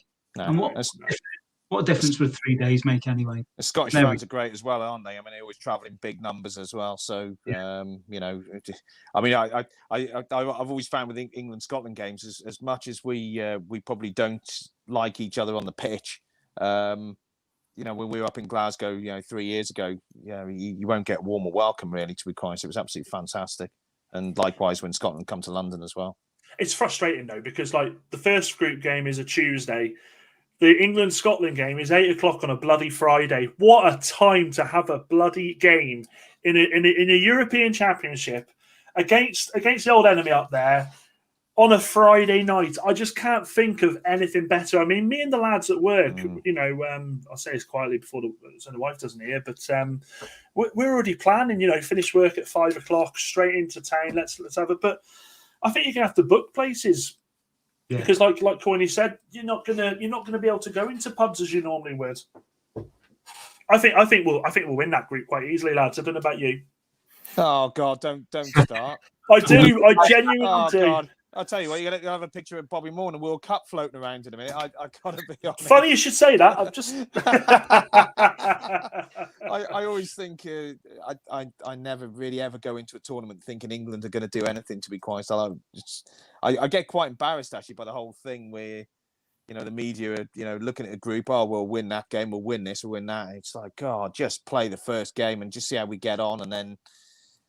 Yeah, it gets quite embarrassing. I think our media at times are really embarrassing, to be quite honest, when they big us up. We're not that great. Well, we've got a Scotland fan coming on now, lads. So you'll have to big us up a bit more. How you doing, Doug? You right, mate? I'm good, Dan. How are you? Yeah, not bad. Thanks for joining us, mate.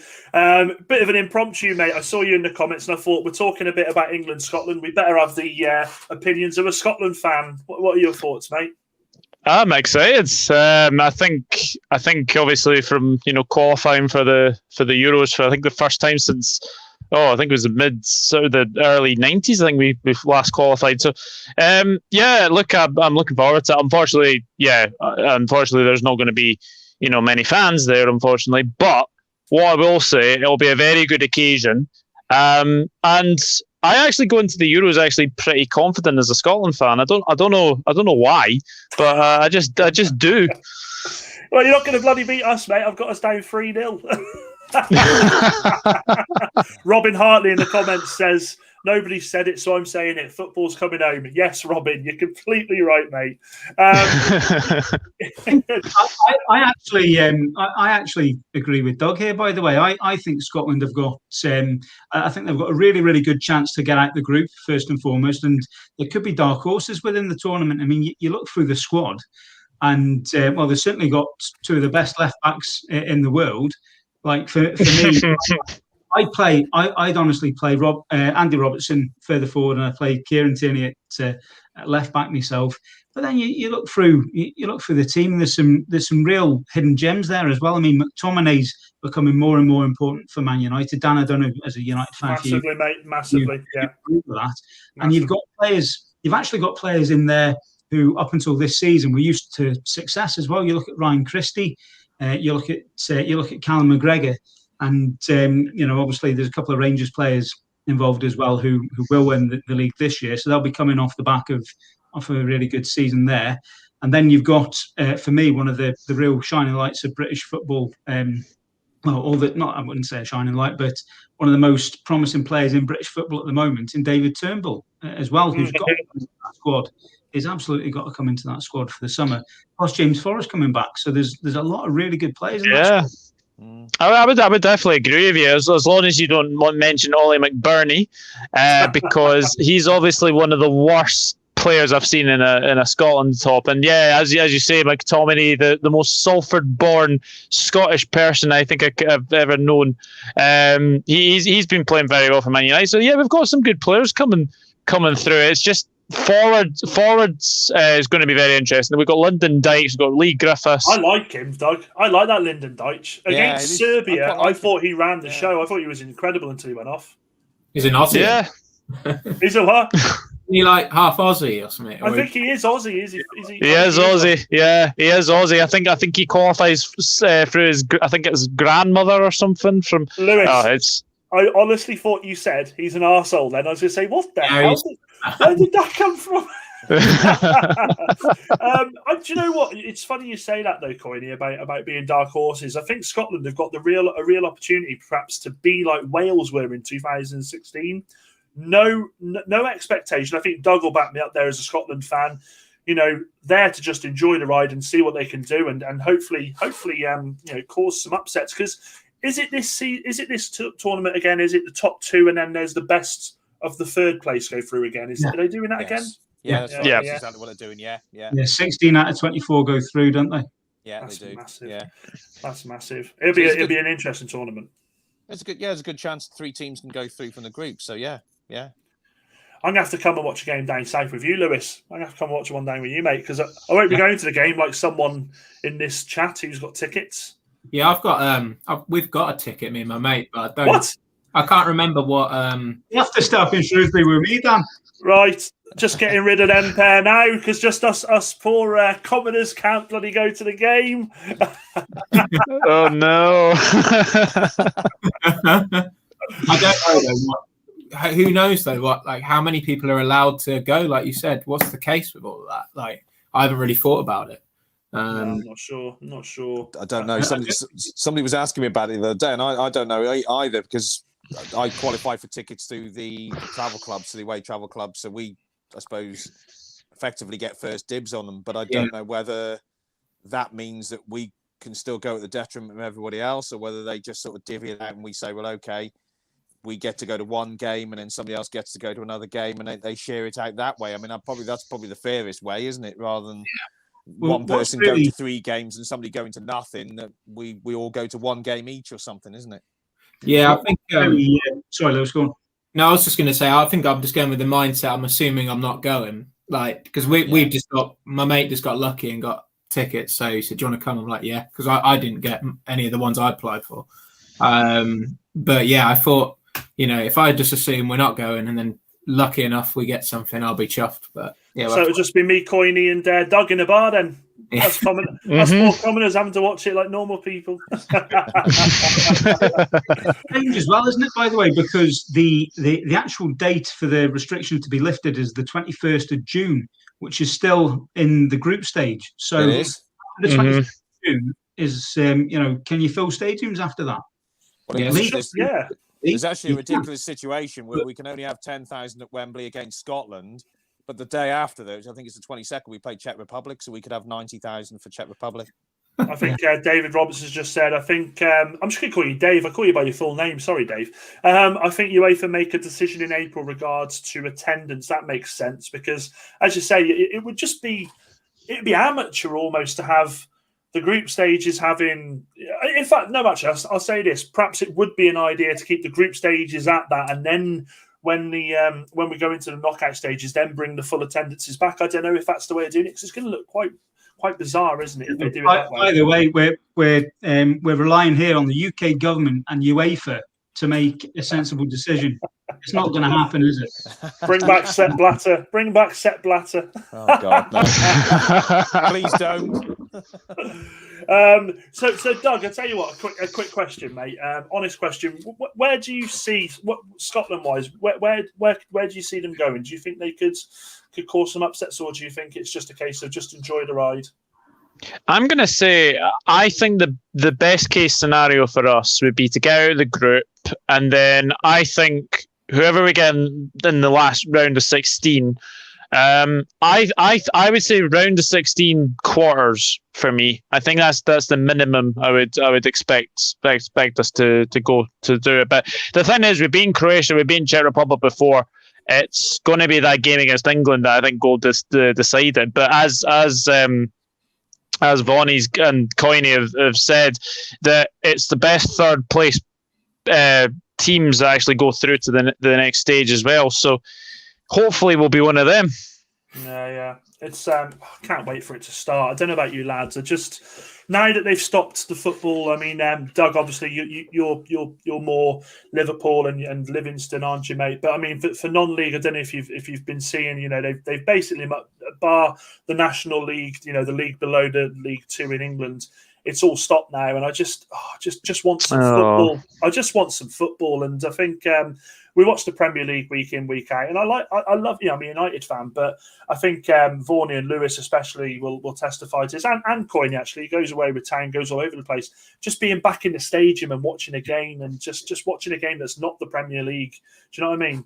Oh, it doesn't matter where we go. Like, just as long as you can go watch a game, just that it's the experience of going to some form of game or having something to look forward to, isn't it? Or go, I'm going to be seeing that guy, you know, today, or this kind of thing. It's a social aspect, mental well-being. Like, it doesn't matter even with, you know, following Portchester. Obviously, you want the result, but I think right now that's secondary to just the social and the, you know, the excitement of just going back to football. Definitely.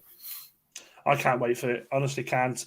Doug, thanks for coming on, mate. A bit of an impromptu one there, but I thought with you being a proud Scotsman, it'd be best to get your opinion on there, and we'll have to get you on the show from the start in the coming weeks if you're free, bud.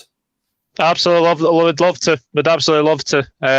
Yeah, it's nice. It's nice to jump on very, very late into the stream. But no, thank you very much for inviting me on. And yeah, I'd love to come on a show at some point.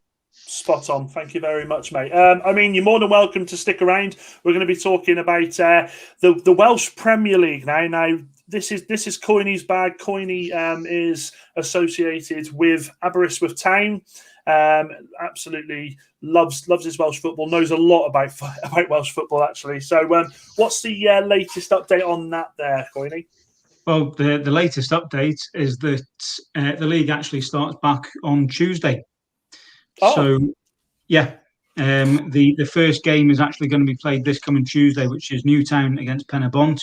If you wanted to watch it, Dan and everyone, it's actually going to be live on Facebook. So there's the broadcaster who broadcasts all the live games, Scorio. They're broadcasting Newtown against Penabont on their Facebook page, and then there's actually a full fixture list next Saturday. Oh, wow! And then what the plan is for the next I think the next 5 or 6 weeks. There's a full fixture list every weekend. There's a couple of midweek games, but not too many. And then just for anyone who doesn't know, the Welsh, the Cymru Premier, as it's now known, the Welsh Premier League, as it was known, actually splits after the first round of games. So there's 12 teams in the league. They play each other home and away, and then the league splits after 22 games. So the top 6 go and play home and away against each other, as do the bottom 6. So we actually reached the point of 22 games after the 4th of April, I think it is. Yeah. And as what happens beyond that hasn't actually been made clear as yet.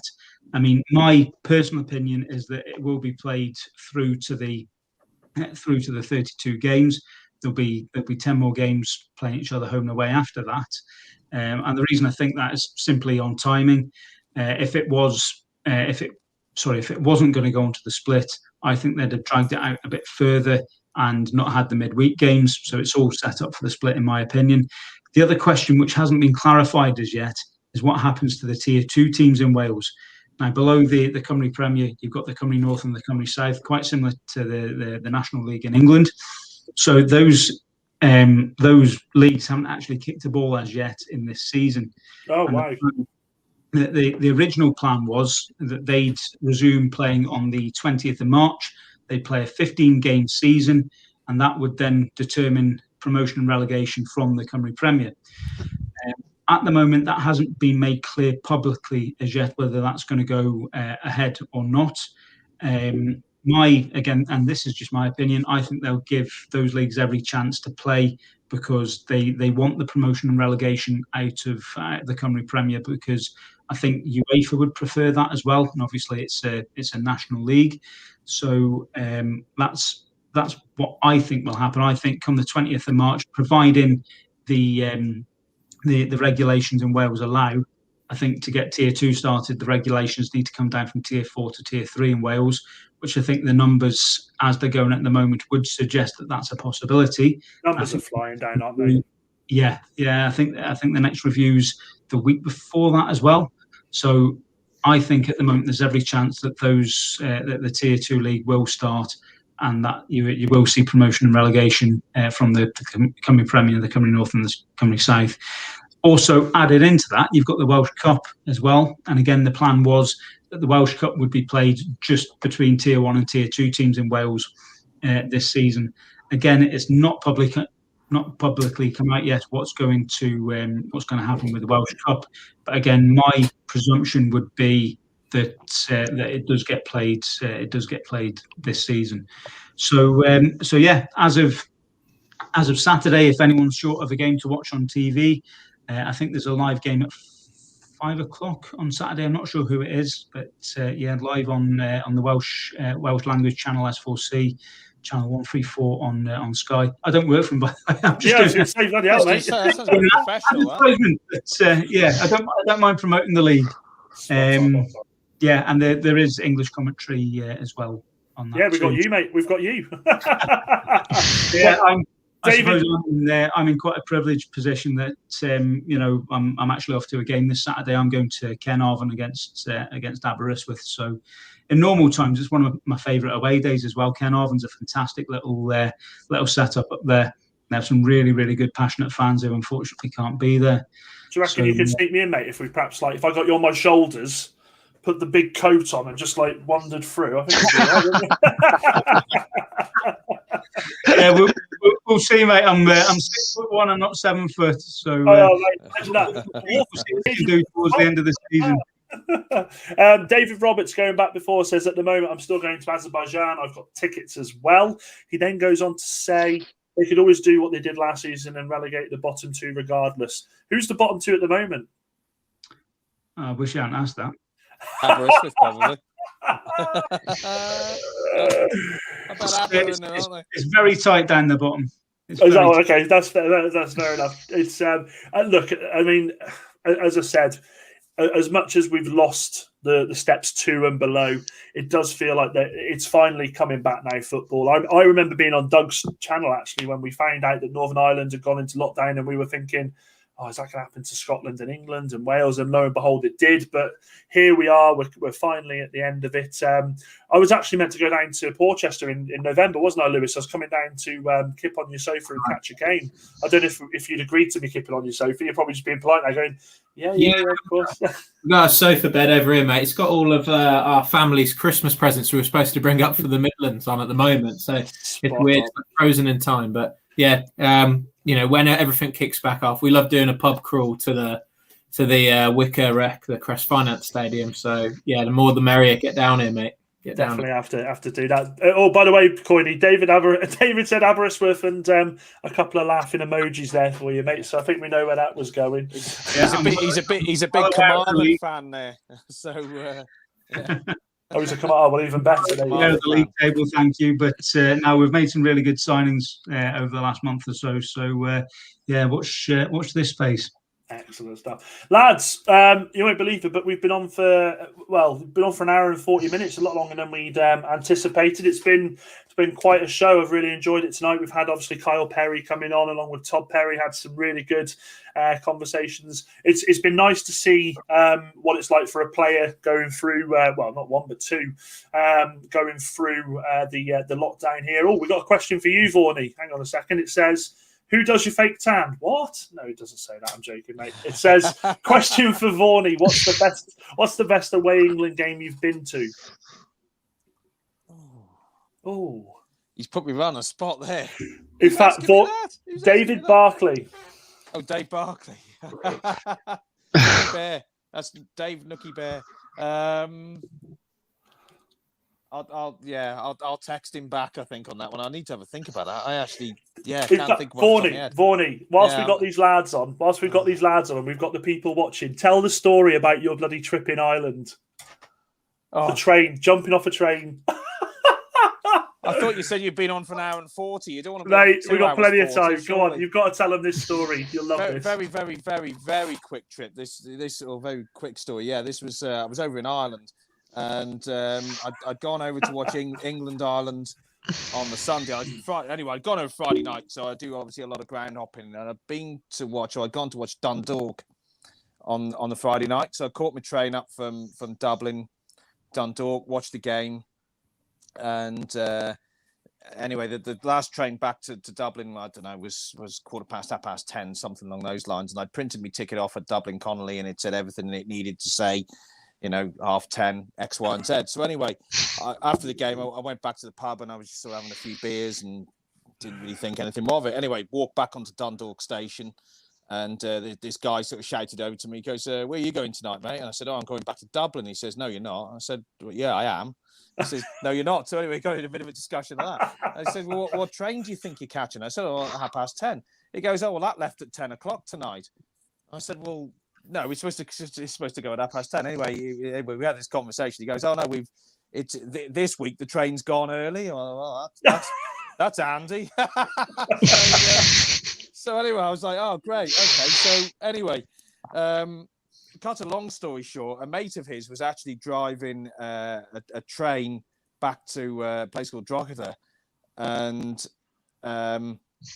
so it was a train that was coming from there, and it was turning around and going back, and it was going back empty. So he had a word with his mate in the train. He said, "Do you mind if this English guy just jumps in with you? So at least that gets you sort of halfway back to Dublin." So I said, "Yeah, okay, yeah." So anyway, jumps in.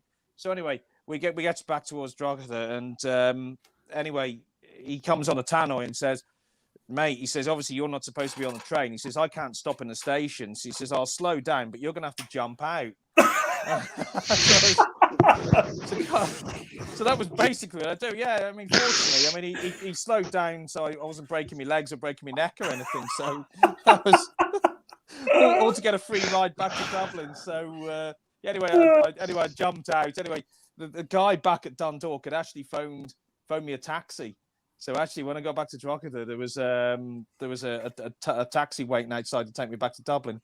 It was unbelievable, really. But yeah, jumped a taxi before, but never jumped a train. I can tell you that. Yeah, jump out the train. It was just the way. I mean, he came and I'm there, kind of going, "You're having a laugh at me." He says, "Yeah, you're gonna have to jump out." And I'm like, "Fucking hell, my night just gets better, doesn't it?"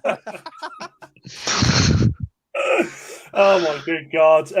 Robin Hartley, quickly before we go, best game you've all been to live? For me, Liverpool-Barcelona second leg. Jesus Christ, that was a good game to go live, wasn't it? I'm just trying to think. My best... Oh, I'm going to cough. Hang on, let me mute. Best game you've been to live. Vorney, you've been to over 700 million. I'll tell you what, and just going back to what Dave Barkley has asked me there, because I've just been thinking about it as going along. I know we lost the game, but probably the best games I think I've been to for the goals and atmosphere was probably England-Argentina in France '98. Oh, bloody hell. I was 11. I was 11. you old bugger. We were right behind that Michael Owen goal when he sort of straight across Christ. Carlos Reyes. Really? Oh yeah. Oh yeah, we were going nuts. What about typical England? It always goes tits up, doesn't it? So yeah, we got knocked out on penalties, but hey, there you go. Mr. Millington, what about you, mate? Yeah, I think if you're talking like in terms of exciting results, if we're going on that kind of thing, it'd probably be. I think probably there was a game a few years ago where like Villa played Leeds United and Villa went 2-0 up and then Leeds came back. It was Bielsa's like first season, and just watching them, like, the way they play, seeing his formation was like nuts. Like really, yeah. I mean, there's probably many more like games been to which are probably just as exciting, but that was anyway. There's like loads of goals just flying in, and it's like end-to-end football and things like that. But yeah, I think seeing Leeds play like that with just the weird formation, like that way they play, was it's pretty interesting. Definitely. What about you, Doug? I've been to a few games at Hampden Park, which have been finals, believe it or not. I was at the CIS Cup final where Livingston beat Hibs 2-0. Unlucky for them to lose out today, unfortunately. And the other game, which I remember very, very good, was the Espanyol Sevilla Europa League final. at Hampden Park. It was 2-2, and I think Sevilla won 6-5 on penalties. That was a great atmosphere that night. So those are two memorable ones for me. Coyney, follow that, mate. I think from a personal side, personal point of view, the best game I've personally been to would be Shrewsbury against Milton Keynes Dons, 2007, where that lot's already booked their coaches for Wembley. By the way, they're advertising the coaches for Wembley in the matchday programme.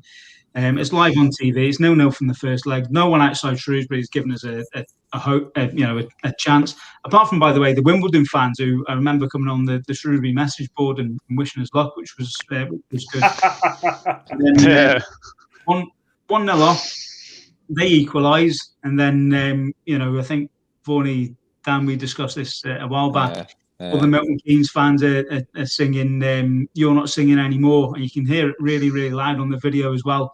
And then Andy Cook, who scored the first goal, Shrewsbury-born player as well, goes up the other end. Shoulder barges a Milton Keynes player, never a foul, definitely not a foul. The goalkeeper slots it in the back of the net, and we're on our way to Wembley. So we become the one of two teams who are the first Football League teams to play at the new Wembley Stadium. And then Stuart Drummond, after 3 minutes, scores, and we become the first Football League team to score at the new Wembley as well. We won't talk about the rest of the game. But I was just saying, I think we're the first Football League team to lose at Wembley then as well, weren't we? The goal's more important. But another one I've got, if we've got time, just quickly. Yeah, go for it. Was a match I was at in 2007, which was Aberystwyth against Haverfordwest in the Welsh League Cup. So, as competitions in Wales go, it's not the biggest competition, but it was important to us at the time anyway. So it was a final match in the group stage, and because of goal difference and all sorts of things, and I think it was like the best two runners up go through to the quarterfinals. Aber had to beat Haverfordwest 6-0 to go through. And we went 2-0 up. I think it was 2-0 at half time, 3-0. Then on 80 minutes, it was 4-0. 85 minutes, 5-0. And then I kid you not, 92 minutes, ball comes across the 6-yard box, and a former Swansea player called Stuart Roberts comes in at the back post, taps it home, 6-0, and Aber got through to the quarterfinals. It was absolutely unbelievable. What a game that must have been. I feel really bad with mine now. Mine was best games I've been to live. I probably have to say Boars against Boca Seniors. Boars against Boca Seniors in the cup when you won on penalties. Was that the one? Mr. Robinson, can I change my answer as well? Because I think Coyney talking about Wembley, it reminded me, went to the whatever it was, Papa John's, Johnston's Paint, whatever it is, trophy final, Pompey Sunderland. Would it be last year now or whenever it was? Well, we won on penalties in the end, but it was like 2-2. I think the atmosphere at that, I think I'd do yourself a disservice if I didn't mention that for any Pompey fans out there, because remembering that, Aidan McGeady, I thought he broke our hearts at the end of the game when he equalised, but then we won on pens. So, yeah, I think that definitely trumps the Villa one. I just think there's something bizarre about that, Lewis, actually, isn't there? That how did I watch it? I think it was Sunderland Lincoln. I saw on the telly the other day, and they said, "Oh yeah, this season's final is going to be played on a Sunday, and it'll be Sunderland against Tranmere. But last season's final is going to be Portsmouth against Salford, which is going to be played on a Saturday." That's right. How bizarre is that? So whoever wins on the Saturday gets the trophy for a day, and then they're handing it back. Yeah, people were saying it's going to be played under the old sponsorship. So, Portsmouth technically are in the Checker Trade. That's what it is now, isn't it? Checker Trade final, and then the one on the Sunday is the Papa John's Trophy. So it's like, well, what's the difference? But yeah, we were supposed to be going to the Salford one last year. It literally lockdown happened just before that, so we're all geared up to have let's go retain the cup and have a brilliant day out. But wasn't to be. But yeah, still great we're in the final. I think I'm going to fly the flag for non-league here, and I'm going to say the Dudley El Clasico I went to. I'm just trying to see if I can quickly get it up for you. If I can get it up for you, that sounds dodgy, doesn't it? It's got to be El Creekio. Tonight, didn't we, Dan? Honestly, I don't. I'm having it there. I'm gonna give you a treat here. I'm gonna give you a treat. Dan, I thought you'd be going for Porchester with Fareham. I've not been to it, mate. El Creekio. I've not been to it. Lewis has. Lewis is the guy for that one. Hang on a second. Let me just. I think I've got a little treat for you here. This probably. Hang on. Let me just load it up. This for me. I went to Dudley Town versus Dudley Sports, I think it was, and it was a Friday night. It was a fantastic atmosphere, and it was full of absolutely fantastic free kicks. Have a look at this one.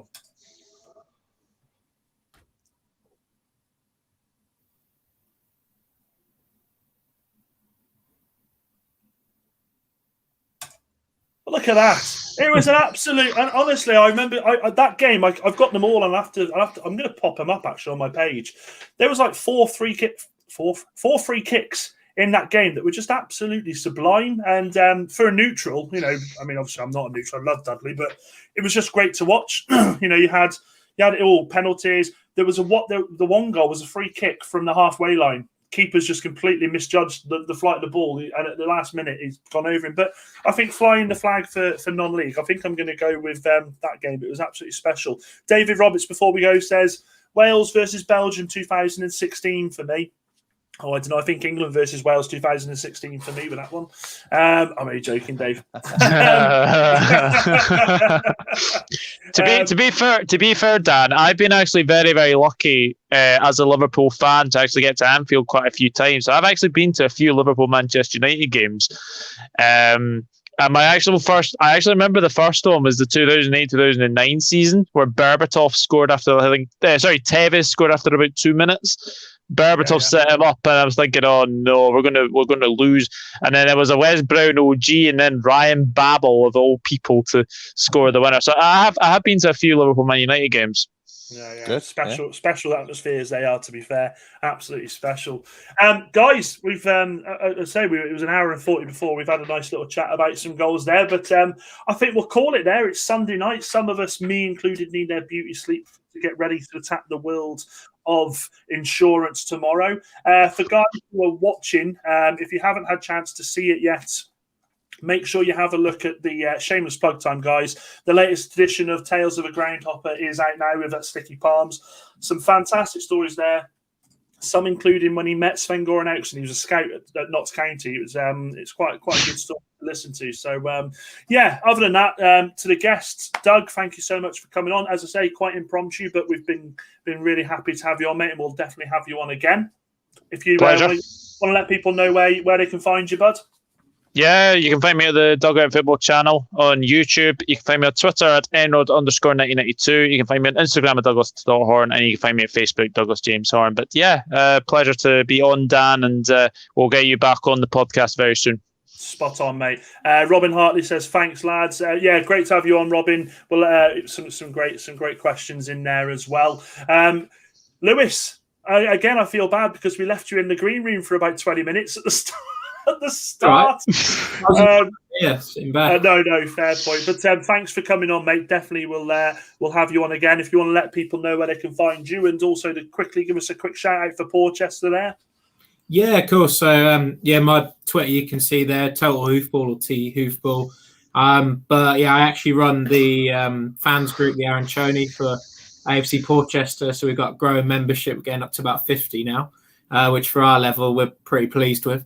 But if you type in Arancioni AFC Porchester into Twitter, it will come up, and that's probably where we're most active. So definitely check us out. And if you groundhopper and you want to come down to AFC Porchester down near Portsmouth when the fans come back, please come. And first beers on me. Definitely be great to meet more people from the groundhopping community.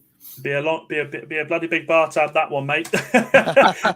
Dave Barkley says, cheers guys, except Lee. Lee, I think you've upset him there, mate, with that one. But yeah, Vorney, Coyney, as always, mate, thanks for both of you for coming on and keeping me sane. And what's left for me to say, as always, guys, is be thinkers, not stinkers. Sayonara. Au revoir.